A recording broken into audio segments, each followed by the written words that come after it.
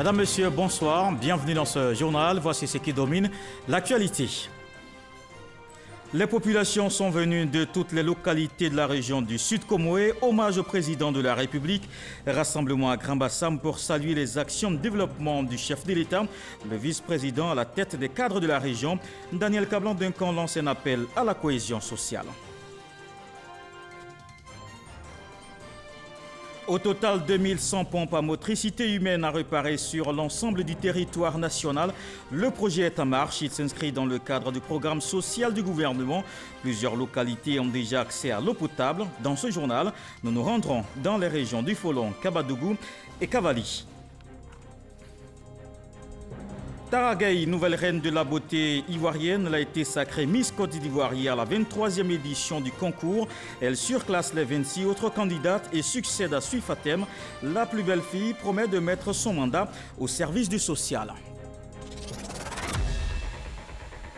Les populations du Sud Comoé rendent hommage au président de la République. Elles ont organisé une journée de reconnaissance au chef de l'État. C'était dans la ville de Grand Bassam en présence du vice-président Daniel Kablan-Duncan. Les cadres saluent les actions de développement initiées dans la région. Ils ont également lancé des messages de paix et de cohésion sociale. On fait le point avec Michel Digré.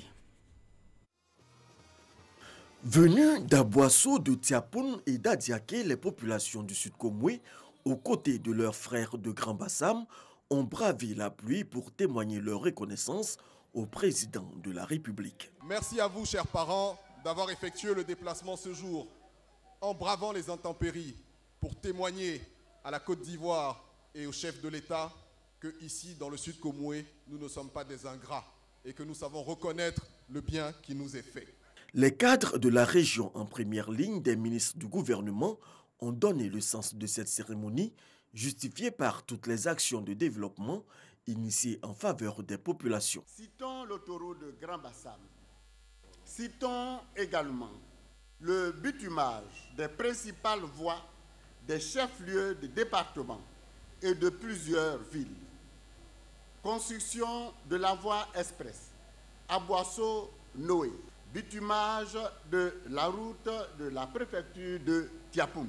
Au cours de cette cérémonie, le vice-président Daniel Kablan-Duncan a livré un message pour la cohésion sociale dans la localité. Et au regard des événements malheureux et douloureux survenus dans plusieurs endroits du pays, et récemment à Béoumi, je voudrais, lancer un appel solennel à l'amour du prochain, à la cohésion sociale, au rassemblement, au vivre ensemble, en un mot, à la paix, en vue de permettre de poursuivre l'œuvre de construction de nos chères Côte d'Ivoire. Le vice-président a par ailleurs annoncé la réalisation prochaine de plusieurs grands projets qui impacteront significativement le développement de la région du Sud Comoé. Le président du Sénat adhère au rassemblement des oufouettistes. Jeannot Waoussou Kwadio a fait l'annonce ce dimanche à Didiévi, un meeting organisé dans la localité. C'était en présence des populations de la région du Bélier et plusieurs cadres du RHDP. Kader Sokodougou. Hassan Ouattara dit, il manque quelqu'un à l'appel. Il manque quelqu'un à l'appel. Il manque quelqu'un à l'appel. Dans la droite ligne du président Henri Konan Bédié, qui a lui-même signé indiqué le 3 mai 2017 le non-RHDP au parti attaché aux valeurs et à la philosophie de Nana Oufoué-Boigny, j'affiche officiellement ici et maintenant, en ce jour béni du dimanche 2 juin 2019, mon adhésion pleine et entière au rassemblement des oufouettistes pour la démocratie et la paix. Cet officiel, Jeannot Waoussou Kwadio, 68 ans, actuel président du tout premier Sénat de Côte d'Ivoire, rejoint les rangs du RHDP, le rassemblement des oufouettistes pour la démocratie et la paix. Ce juriste de formation, plusieurs fois ministre en Côte d'Ivoire et figure emblématique du Parti démocratique de Côte d'Ivoire, PDCI, veut continuer l'œuvre de développement de la Côte d'Ivoire aux côtés d'Alassane Ouattara. Une adhésion qui était attendue par les oufouettistes. Je voudrais me tourner vers mon aîné, Jeannot Waoussou Kwadio, et lui dire toute notre admiration, notre fierté pour son courage, pour sa lucidité, pour son amour pour la Côte d'Ivoire et pour sa région natale, le Bélier. C'est par milliers que la population du Bélier, région d'origine de Jano Ahoussou Kouadio, et leurs invités sont sortis pour lui apporter tout leur soutien. L'envoyé du Premier ministre Amadou Gon Coulibaly n'a pas manqué de s'adresser à toutes ces personnes. À l'ensemble des populations, des militantes et des militants du RHDP, dont je salue la ferveur et la grande mobilisation, votre frère, Monsieur le Premier ministre Amadou Gon Coulibaly, vous dit merci pour votre engagement et pour le choix judicieux que vous avez fait de suivre la voie de la paix, la voie du vivre ensemble, du progrès, de la cohésion et de la fraternité. Tête couronnée, symbole de la tradition, le Goli sacré côté culture et bien d'autres artistes ont assuré le côté festif. Tout cela dans une bonne ambiance. L'adhésion du président du Sénat au RHDP, saluée par les populations et les membres de la famille politique. Je vous propose quelques réactions au micro de Kader Sogodogo. Aujourd'hui, c'est un choix responsable du président du Sénat. Son discours décrit ce qui est au plus profond de lui-même.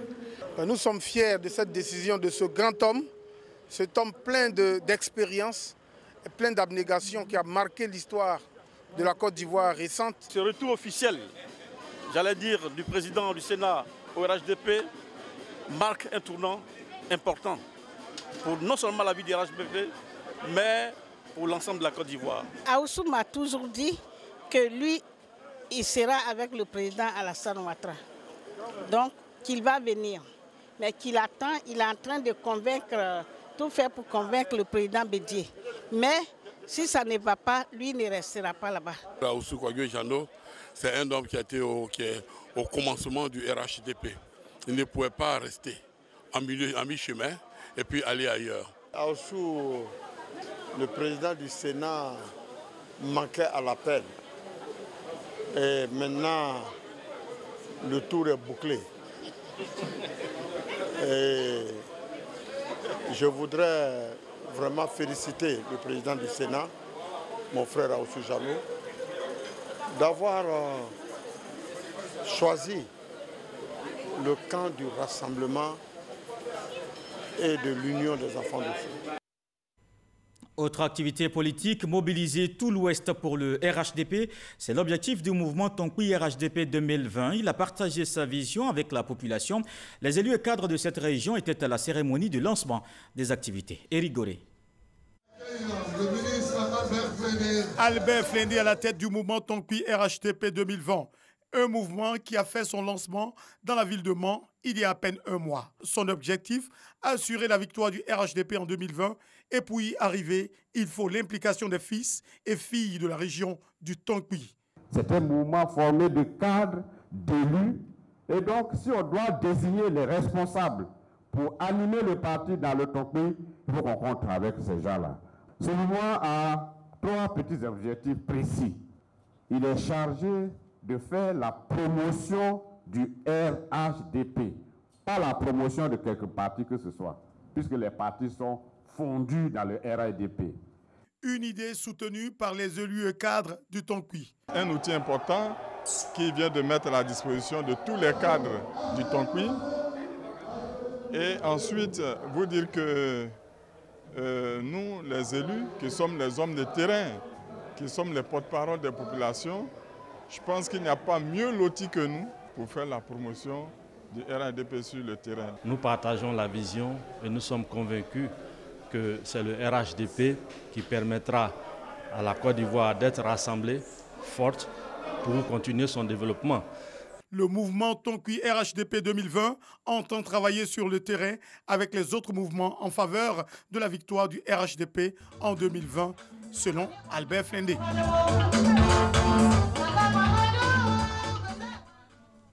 On va parler à présent du programme social du gouvernement de l'eau potable dans le village de Sianso, près d'Odiéné. Le ministre de l'économie et des finances, Adama Koné, a procédé à l'inauguration de la pompe villageoise. Cela fait partie des 602 pompes à restaurer dans la région du Folon et du Kabadougou. Walter Amadou Ouattara. 602 pompes hydrauliques, dont 360 dans le Kabadougou et 242 dans le Folon, réhabilitées dans le cadre du programme social du gouvernement PS-Gouv. Objectif, réduire le déficit en eau potable dans ces deux localités. Le ministre de l'économie et des finances, Adama Kone, a inauguré à Sianso, près d'Odiéné, une pompe à motricité humaine au grand plaisir des populations. L'eau potable est source de vie et la plupart des maladies que nous avons dans notre zone là sont des maladies hydriques. Voilà pourquoi le président de la République donc a été très sensible à nos doléances. Il a décidé de faire en sorte que l'eau soit le nombre des priorités du programme social du gouvernement. Fin de calvaire pour une population qui éprouvait des difficultés à s'approvisionner en eau potable. Alassane Ouattara, merci à son gouvernement. Vraiment, c'est un problème sensible qu'il a touché. Parce que l'eau est le liquide essentiel, indispensable à l'humanité. La réhabilitation de ces pompes villageoises dans le Kabadougou et le Folon concerne également l'ensemble du territoire national. Plus de 20 000 pompes vont être réalisées, remplacées ou réhabilitées cette année au profit des populations dans les zones rurales. On va se diriger à présent vers l'ouest du pays pour parler toujours d'adduction en eau potable. 186 pompes à motricité humaine dans la région du Cavali. La ministre Anne-Désirée Oloto a procédé au lancement de la réparation de ces ouvrages. Le reportage de Gervais Kwasi commenté par Francis Boifou. De l'eau potable à nouveau.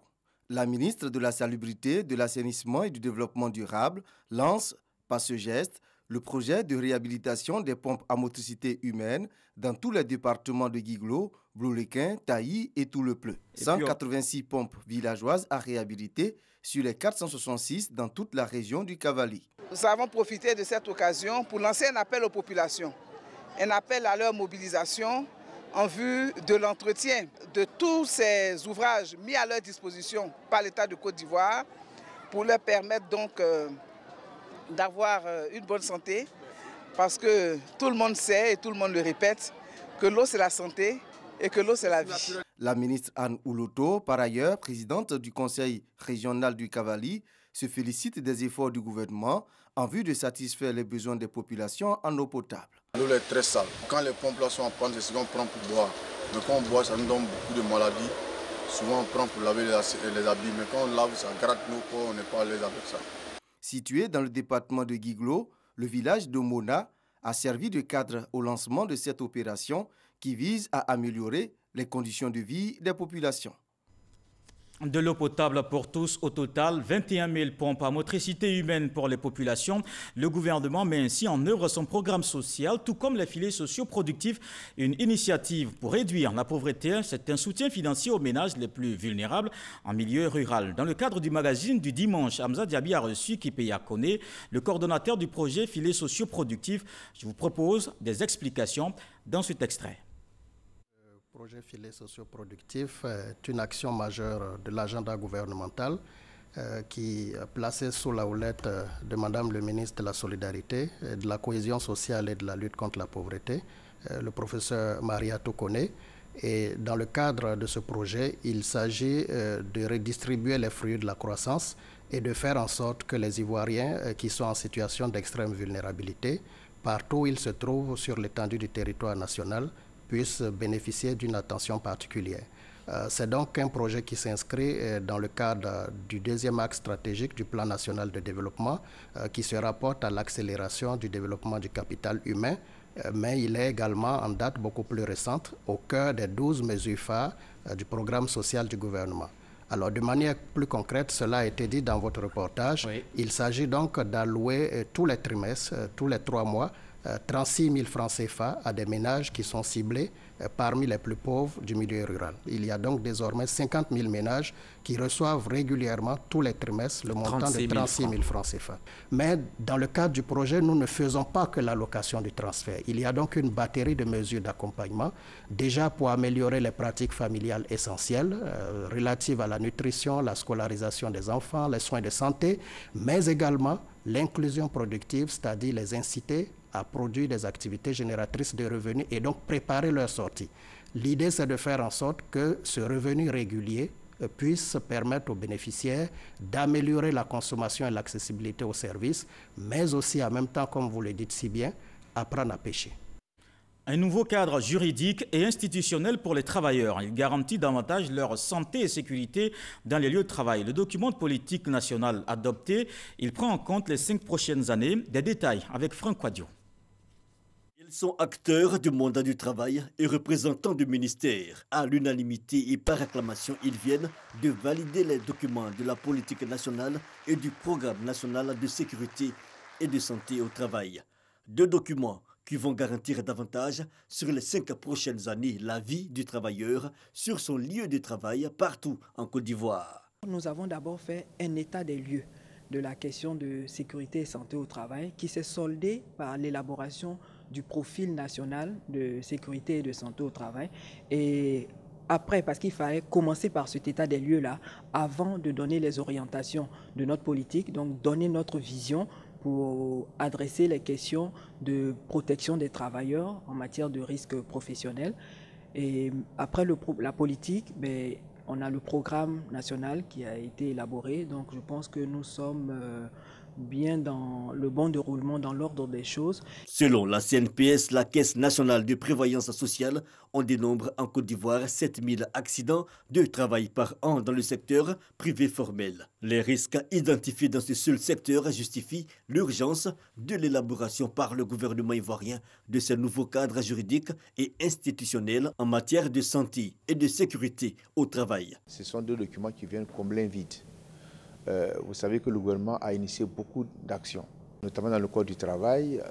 Beaucoup d'organismes ont été mis en place pour assurer la sécurité et la santé au travail. Malheureusement, les résultats piétinent. Donc il était bon que le gouvernement ait une vision, une stratégie, une boîte à outils pour avoir des résultats qui sont à la hauteur des éléments qui sont mis en place. Rappelons que cette politique nationale de sécurité et de santé au travail s'inscrit dans l'axe stratégique du programme national de développement. Un chiffre qui interpelle: plus de 17 millions de décès chaque année. Les maladies cardiovasculaires restent la première cause de mortalité dans le monde. En Côte d'Ivoire, le Conseil régional de l'Aniébi-Tiassa apporte sa contribution dans la lutte. Il a organisé une séance de dépistage et de sensibilisation dont nous parle Éric Goré. Les maladies cardiovasculaires font de plus en plus de victimes en Côte d'Ivoire. Les structures de santé, les autorités administratives et politiques s'investissent dans la lutte afin de faire reculer ces maladies métaboliques, appelées aussi maladies silencieuses. C'est le cas du Conseil régional de l'Aniébi-Tiassa, avec à sa tête Pierre Ngou Demba, qui a entrepris une campagne de sensibilisation contre ces maladies cardiovasculaires, ponctuée d'opérations de dépistage gratuit et de prise en charge des malades. Nous avons décidé, pour cette première année de notre mandat, de placer notre activité avec pour priorité la santé et l'éducation. Hier, nous sillonnons tous les départements pour visiter les centres de santé, mais également les hôpitaux. Et aujourd'hui, beaucoup d'activités ont démarré sur le terrain. Demain, ce sera d'autres activités. Ce que nous souhaitons, c'est que nous puissions nous rassembler. Nous puissions développer plus d'amour entre les fils et filles de la région pour faire de cette belle région, la région de l'Aniébi-Tiassa, une région prospère où il fait bon vivre. Cette action de portée sociale jugée satisfaisante par les populations bénéficiaires. On va s'intéresser à présent au tourisme. Mettre en lumière le potentiel touristique de Dimbokro, c'est l'objectif de Festi-Tour Dim. La 8e édition vient de se tenir. Le ministre du Tourisme annonce la rénovation de l'ex-hôtel Sieto, un 4 étoiles et un mini-parc de loisirs en projet. On voit cela avec Charles Tatou. Bâtiments coloniaux, cimetières des martyrs, chemins de fer, ponts et gares ferroviaires. Autant de sites et attraits touristiques qui méritent une attention particulière en vue de leur valorisation. De même, Dimbokro est une ville cosmopolite. Ce brassage culturel, gage de paix et du vivre ensemble, ne doit pas échapper également aux actions de valorisation des richesses culturelles du pays.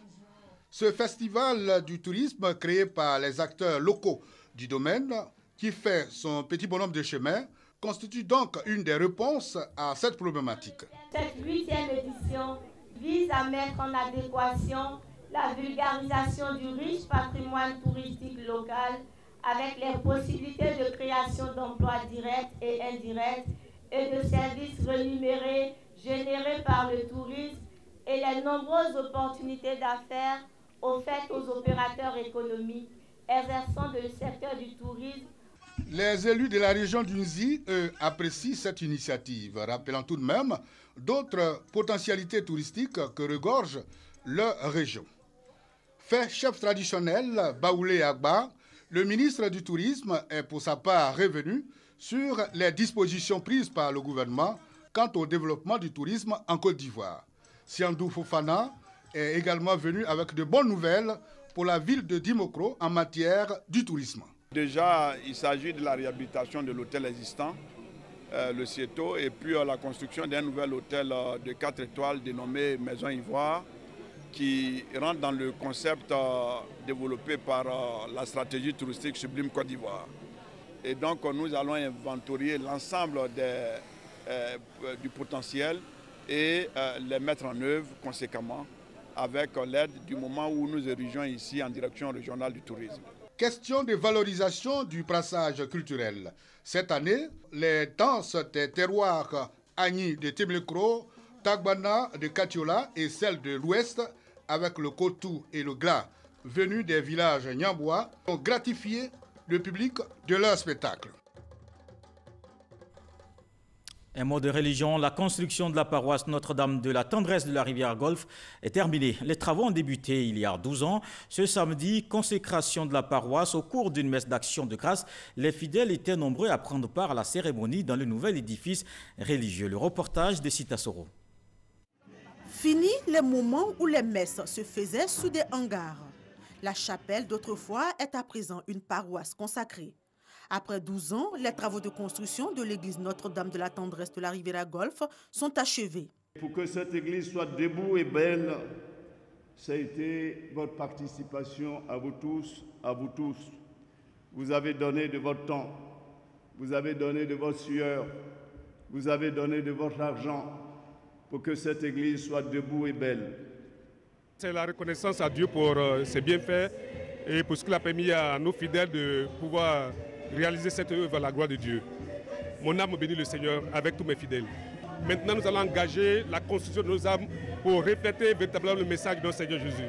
Pour cette consécration, Jean-Pierre Cardinal Coutois, archevêque d'Abidjan, n'a pas manqué de remercier les paroissiens pour leur patience et leur persévérance. Toutes choses qui ont conduit à la consécration de l'édifice. Il les a par la même occasion appelés à cultiver la paix. Il n'y a rien de plus cher pour les hommes que la paix. La paix est un autre nom du développement. Sans la paix, on ne peut jamais connaître le développement. Alors, je dis à tous les paroissiens de se battre, quel que soit ce qu'ils ont dans leur cœur. Dieu, c'est l'être de l'impossible. Qu'ils demandent la grâce de Dieu, qui féconde leur cœur pour que ce cœur s'ouvre à l'autre et qu'on travaille sérieusement à la cohésion et à la paix. Par des chants, des danses et des offrandes, les fidèles de l'église Notre-Dame de la Tendresse de la Riviera Golfe ont marqué leur reconnaissance au Seigneur. Quand on regarde d'où on est parti, 12 ans pour édifier cette belle église, on ne peut que féliciter les paroissiennes et les paroissiens de Notre-Dame de la Tendresse, remercier la hiérarchie catholique et dire merci à son éminence Jean-Pierre Cardinal Coutois pour avoir donné un message fort au cours de cette célébration, le message de la réconciliation réelle entre les Ivoiriens. Grâce aux personnes de bonne volonté, grâce aux paroissiens, aujourd'hui, c'est un jour mémorable pour nous. Nous rendons grâce à Dieu pour ce qu'il nous a permis aujourd'hui d'assister à la consécration de cette église. La paroisse Notre-Dame de la Tendresse de la Riviera Golfe est construite sur une superficie de 6000 m², avec 2500 places assises. Les travaux de construction ont débuté en juillet 2008. 1,78 m, 22 ans, étudiante, Tara Gueye, Miss Côte d'Ivoire 2019, elle succède à Sui Fatem. C'est hier que la nouvelle reine de la beauté ivoirienne a été élue. Elle place son mandat sous le signe du social. Liramata Bakayoko représentait la marraine, la première dame, Dominique Ouattara. Elle a remis au quintet gagnant la somme de 10 millions de francs CFA. Le résumé de la soirée avec Issa Tionayeo. Avec le cumul de points des membres du jury et le vote du public, Tara Gueye, 1,78 m, 22 ans, étudiante en licence 2 de sciences économie, a été élue Miss Côte d'Ivoire 2019 au cours d'une soirée haut en couleur.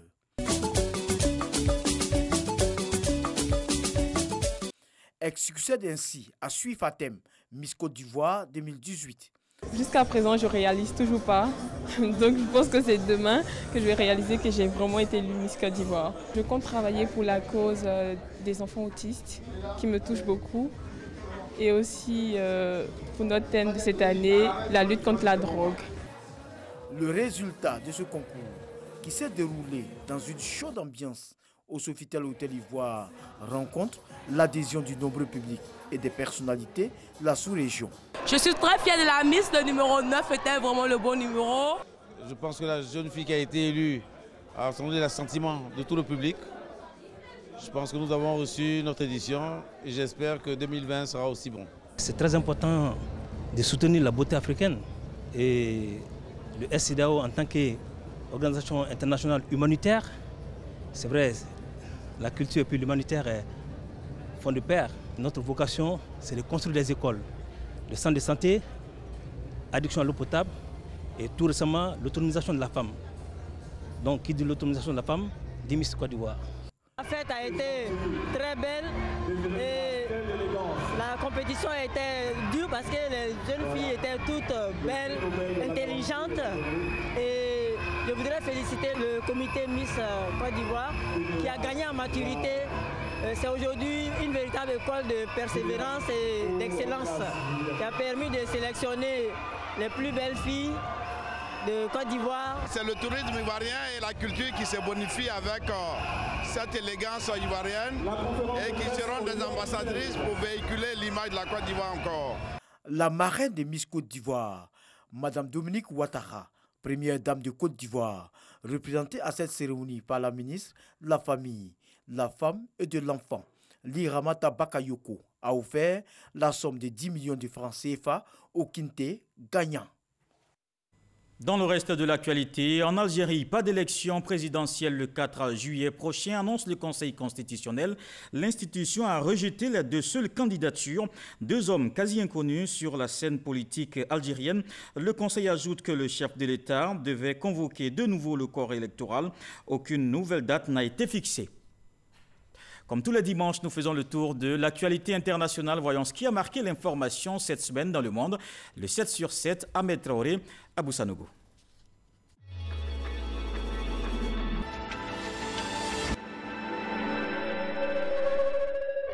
Ce lundi 27 mai, les Malgaches sont appelés aux urnes pour élire leurs 151 députés, 5 mois après la présidentielle qui a vu élire Andry Rajoelina, qui était opposé à Marc Ravalomanana. L'élection devrait se résumer à un nouveau duel entre les deux camps des deux hommes, avec une inconnue, le nombre de sièges que pourront remporter les nombreux indépendants. Le Soudan entame ce mardi 28 mai 2 jours de grève générale. Depuis la chute du président Omar el-Béchir, les militaires qui ont pris le pouvoir sont en négociation avec les civils. Un dialogue suspendu pour cause des désaccords autour du Conseil souverain, l'organe qui doit diriger le pays durant la transition jusqu'aux prochaines élections. Boris Johnson doit comparaître en justice pour avoir menti durant la campagne pour la sortie de la Grande-Bretagne de l'Union européenne. Dans un arrêt rendu ce mercredi, le juge Margot Coleman a estimé que les plaintes contre l'ancien ministre des Affaires étrangères et ancien maire de la capitale étaient recevables. Le président américain a annoncé que les États-Unis prélèveraient à partir du 10 juin des droits de douane de 5% sur tous les produits importés du Mexique. Pour Donald Trump, ces droits de douane augmenteront chaque mois jusqu'à ce qu'ils atteignent 25% au 1er octobre prochain. Ce, tant que le Mexique n'aura pas stoppé considérablement le flux de migrants arrivant à la frontière avec les États-Unis. Après le retour de la dépouille mortuaire d'Étienne Tshisekedi, 2 temps forts étaient attendus ce vendredi 31 mai. Un hommage populaire dans le plus grand stade de Kinshasa, puis une messe en fin d'après-midi au même endroit. C'est une cérémonie strictement privée qui s'est déroulée à la morgue, une cérémonie familiale à laquelle n'étaient conviés que quelques invités de la famille Tshisekedi.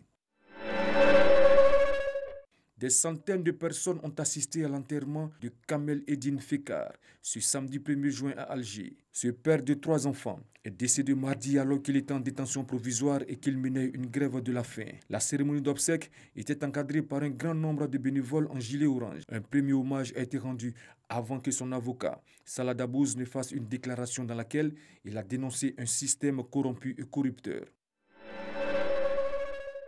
Ce dimanche, dans 6 États au Mexique, plus de 13 millions d'électeurs sont appelés à voter pour désigner 2 nouveaux gouverneurs et renouveler 3 congrès locaux, ainsi que 60 mairies. Ces élections régionales vont servir de thermomètre politique. Elles doivent permettre au président López Obrador de mesurer sa cote de popularité et celle de son parti, qui depuis 1 an est la première force politique du pays.